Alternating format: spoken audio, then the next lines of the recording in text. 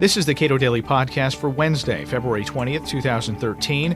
I'm Caleb Brown. Much of the opposition to increases in legal immigration comes from people who don't understand much of the basic economics involved, like division of labor and the wealth that comes from so-called job-destroying trade. Alex Nowrasteh, a policy analyst at the Cato Institute, clears up some of the confusion. The claim is they took our jobs.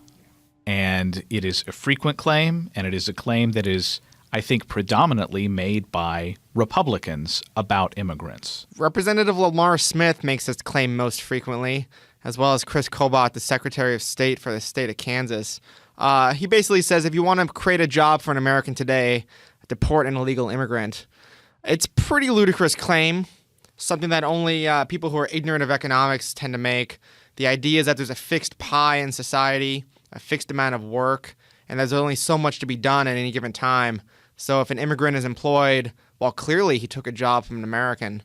Or in the same argument goes, well, if Caleb is rich, well, clearly he got rich off the back of somebody else, and somebody else is poor because of it. Both of those claims are false.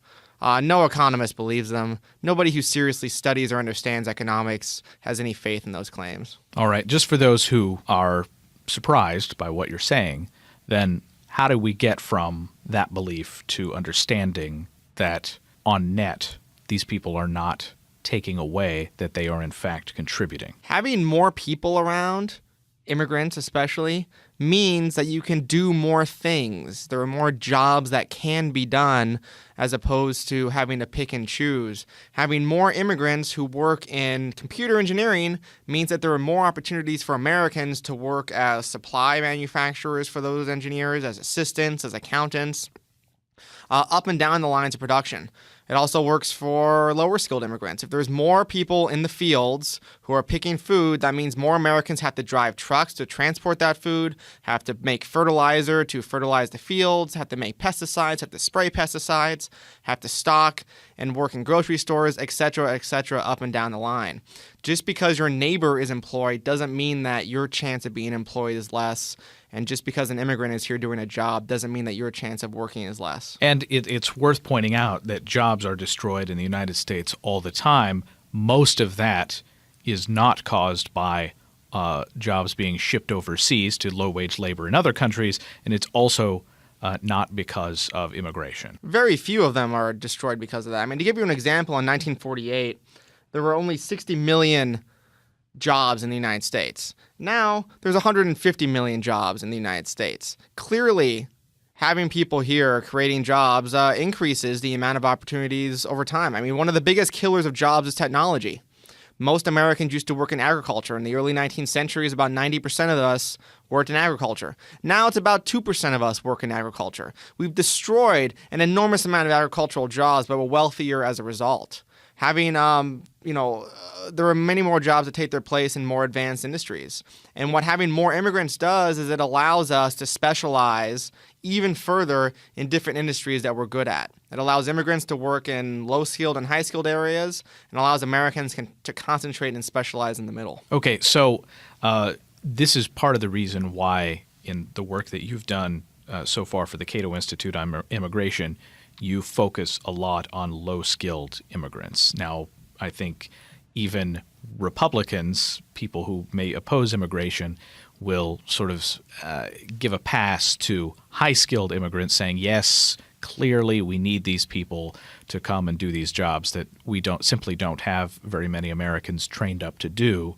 But they will say, no. On the low-skill end of the spectrum, we don't need those particular immigrants. So what do you say? What do you say to them with in relation to this fallacy that you've laid out? They're half right to say that technology is it's a growing sector of the economy and it's an important sector of the economy. But you can't ignore things like agriculture, restaurants, manufacturing, retail, these other areas that use a lot of immigrants and their production.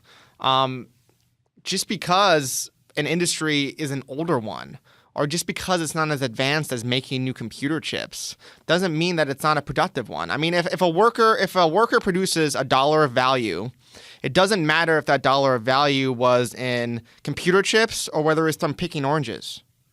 And what more immigration allows is more workers that come in here and do these jobs that it's not that Americans won't do them, it's that these jobs won't exist if there aren't immigrants who are willing and able to do them in the United States. Now, you talk about that, and it's not like entrepreneurs aren't constantly trying to destroy jobs. That's a constant process of trying to do more with less. And to the extent that entrepreneurs have been unable to destroy that job through innovation or some other process, they need people to do them. Yeah, jobs are a cost of production. If we could have all the stuff that we want, all the services that we currently get without employing anybody, we'd be a lot better off. And that means that the rest of us could do other things with our time. You know, we only have 24 hours a day to work. We only have so much time in our lives to do that.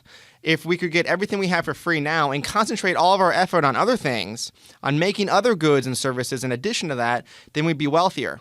It's sort of like having millions of more people around to do millions of more jobs for the rest of us. Sort of like immigration. It's curious how that works.